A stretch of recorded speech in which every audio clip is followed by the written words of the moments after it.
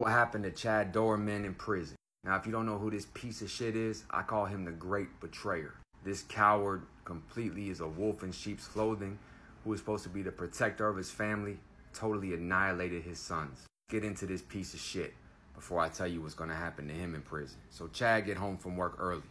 He's acting funny, saying some weird shit, even going by his gun safe. His wife is saying, I don't want you to be alone, baby. So she brings her boys in there, ages 3, 4, and 7. She's trying to console her husband. What does he do? Straight coward, bitch-ass motherfucker. Betrays them all. Goes back to the gun safe, grabs his .22 caliber Marlin rifle, shoots the first boy. The mom starts calling 911. You could hear the phone call, panic. He shot my baby, help, help. And she's telling the other 2 kids to run. Could you imagine the fear and panic those little boys had? Well, the first one that he kills is running towards a field. He's running behind him.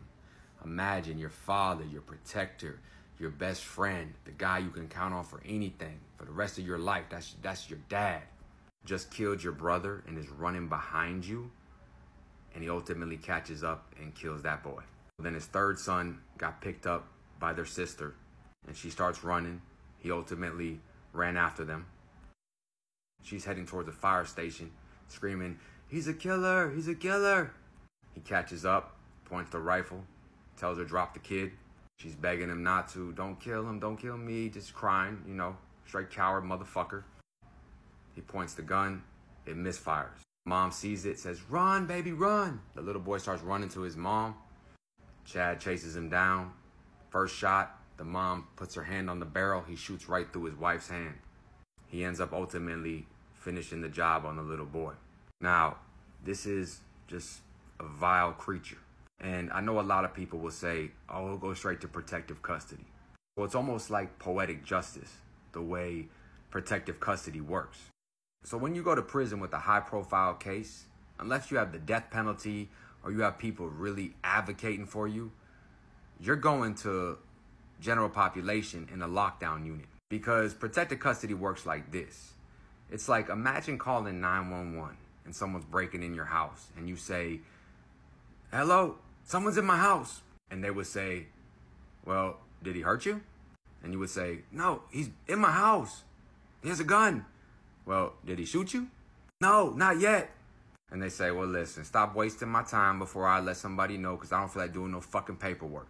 Then they call the guy that's breaking into your house and say, "Listen, I don't know what the fuck you got going on, but you either handle that shit and get it done right, or this shit's gonna be flipped upside down because this dude is gonna have me doing paperwork tonight." The dude goes in there and handles business. That's literally how it is for somebody to get on protective custody. And this piece of shit, he has no help. He has no family. He betrayed those 3 little boys.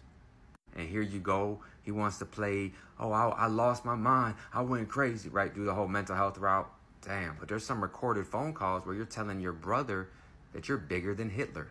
You're telling the detectives you remember everything and you were sober. It's a vile creature. Now, as somebody who grew up in the Department of Corrections like myself, who spent all of his 20s in prison, unfortunately, I wouldn't care if I had 3 months left or I just started my sentence. If I had any opportunity, like the CEOs put him in a blind spot, or someone made a call and somehow somebody put some money on his head, or I just had my chance to get my hands on him, his cell accidentally was open, or I became his cellmate, I would risk it all. I would literally risk it all without hesitation. Because when you're in prison and you're around somebody that just murdered his sons, a 3, 4, and 7-year-old that ran for their lives, and you see that and you have a chance to actually just do something good for society. Of course, there's dudes that do it for notoriety, but a lot of dudes on the inside, they feel this rage, whether they have a life sentence, whether they just have a year left. They feel the same rage you feel when you see it on the news, when you turn it off like that sick fuck. They feel that, but the only difference is they have a knife in their hand and they're able to tell a CO to pop that door. And that area, that town, they're tight. They stick together. And those prisons out there are all in those rural towns. And you don't think for 1 second, 6 degrees of separation, someone won't make a call and that door will accidentally get open? That's how it happens. when you commit such a heinous crime, nobody cares. Your own family doesn't care.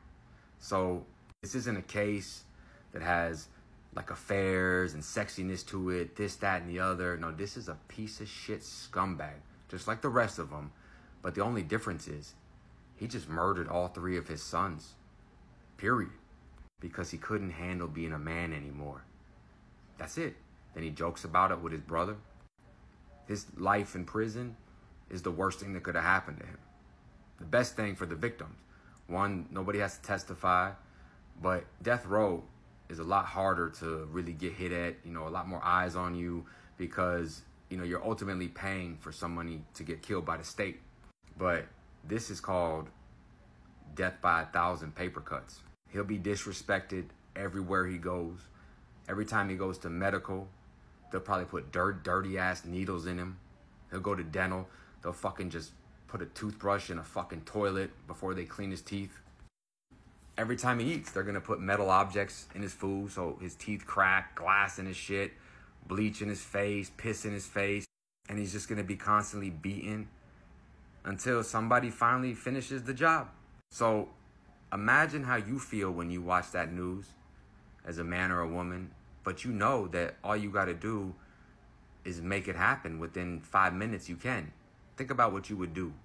That's all I got to say. Stay out, stay free. Us.